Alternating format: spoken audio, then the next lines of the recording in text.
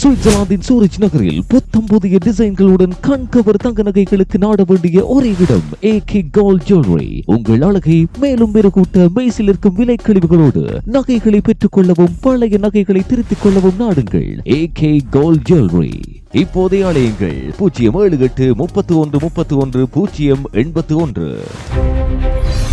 நீங்கள் இணைந்திருப்பது சுவிஸ் தமிழ் டிவியின் சிறப்பு செய்திகளோடு.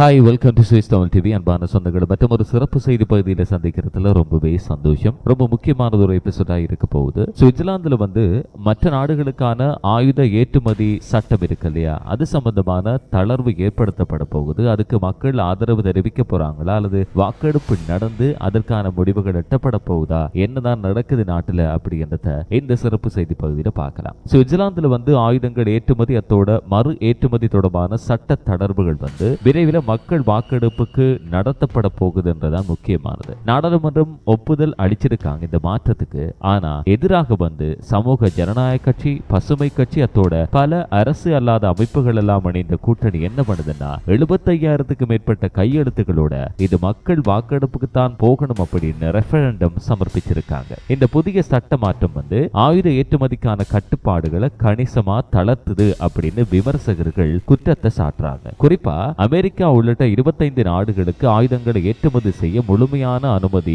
சுவிட்சர்லாந்து வழங்க போகுது அப்படின்னு அவங்க எச்சரிக்கிறாங்க. அதே நேரத்தில் யுக்ரைன் மீது ரஷ்யா மேற்கொண்ட தாக்குதலினுடைய பின்னணியிலையும் யுக்ரைனுக்கு ஆயுதங்களை வழங்குறது சட்டப்படி தெளிவா தடை செய்யப்பட்டிருக்கு இந்த சட்டத்துல. இத சமூக ஜனநாயக கட்சியை சேர்ந்த நாடாளுமன்ற உறுப்பினர் பிரிஸ்கா சைல கிராஃப் முழுமையா அபத்தமானது, அவங்களுக்கு ஒண்ணு இவங்களுக்கு ஒண்ணா அப்படின்னு விமர்சிக்கிறாங்க. ஆரம்பத்துல யுக்ரைன் ஆதரிக்கத்தான் இந்த சட்ட மாற்றம் முன்வைக்கப்பட்டுச்சானா இப்போ ஆயுத தொழில்துறைக்கே பயன்படுத்தப்படுது அப்படின்னு அவங்களுடைய குற்றச்சாட்டு இருக்கு. இந்த விவகாரம் சுவிட்சர்லாந்துடைய பாரம்பரிய நடுநிலை கொள்கையையும் மதிப்புகளையும் இல்லாம ஆக்க போகுது, சவாலுக்கு உட்படுத்த போகுது அப்படின்னு விவாதமே இருக்கு. முன்னாள் நாடாளுமன்ற உறுப்பினர் ஜோசப் லாங், போர் அதிகரிச்சா லாபமும் அதிகரிக்கும், ஆனா ஆயுதங்களால பாதிக்கப்படுற பொதுமக்கள் குறித்து யாருமே பேசுறது கிடையாது அப்படின்னு சொல்றாரு. அதே போல ஜெர்ஹார்ட் ஆண்ட்ரே, சுவிட்சர்லாந்து தன்னுடைய பங்களிப்பை ஆயுத விற்பனையில இல்லாம சர்வதேச சட்டம் இருக்கு, சமாதான முயற்சிகள் இருக்கு, அத்தோட உலக அமைப்புகளை வலுப்படுத்துறதுல கவனத்தை செலுத்துங்க அப்படின்னு சொல்றாரு. அத்தோட மனிதாபிமான அமைப்பா இருக்கக்கூடிய டெரடஸ் ஹோம் சார்பில் பேசப்பட்ட போது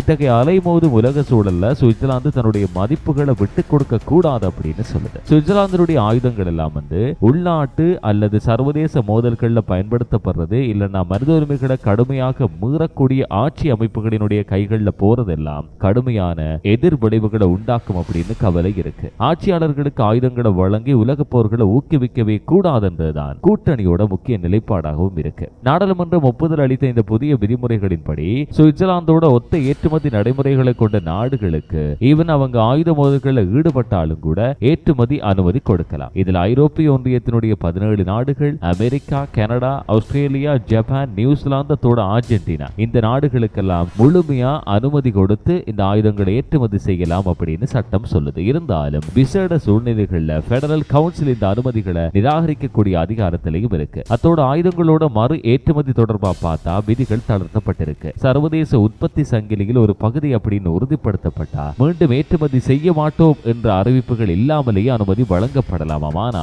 குறிப்பிட்ட சந்தர்ப்பங்கள்ல அரசு இத்தகைய உறுதிமொழிகளை கோரலாம் அப்படின்னு சொல்லப்படுது. இந்த தளர்வெல்லாம் பார்த்தா இந்த தளர்வுகள் சம்பந்தமாக விமர்சகர்கள் என்னத்தை சுட்டி காட்டுறாங்கன்னா 2022 ஒரு விஷயம் அமலுக்கு வருது. அதாவது போர் நடந்துட்டு இருக்கிற நாடுகளுக்கு ஆயுத ஏற்றுமதியை தடுக்கிறதுக்கு உருவாக்கப்பட்ட சட்ட மாற்றங்களுக்கு எதிரான பதிலடி போல இது இருக்கின்றதுதான். இப்போதைய நடைமுறையில் ஒரு நாடு போர் நிலைமையில இருந்தாலோ இல்லைன்னா மனித உரிமைகளை கடுமையா மீறினாலோ அந்த நாடுகளுக்கு ஆயுதங்களை விற்கிறது முற்றிலுமான தடை. இப்படியான எதிர்மறையான இந்த விவகாரம் நேரடியா மக்களோட தீர்ப்புக்கே போக போகுது. இந்த மக்கள் வாக்கெடுப்பு வரக்கூடிய செப்டம்பர் இல்லைன்னா நவம்பர் மாதங்கள்ல இடம்பெறலாம் என்று எதிர்பார்க்கப்படுது. இந்த மக்கள் வாக்கெடுப்புக்கு அப்புறமாக எடுக்கப்படக்கூடிய முடிவு சுவிட்சர்லாந்தினுடைய எதிர்கால ஆயுத ஏற்றுமதி கொள்கையையும் அதன் நடுநிலை அடையாளத்தையும் மிக முக்கியமான தீர்மானிக்கக்கூடிய சக்தியாக இருக்கும் அப்படின்னு பார்க்கப்படுது. மீண்டும் ஒரு எபிசோட் மூலமா சந்திக்கலாம். பாய்.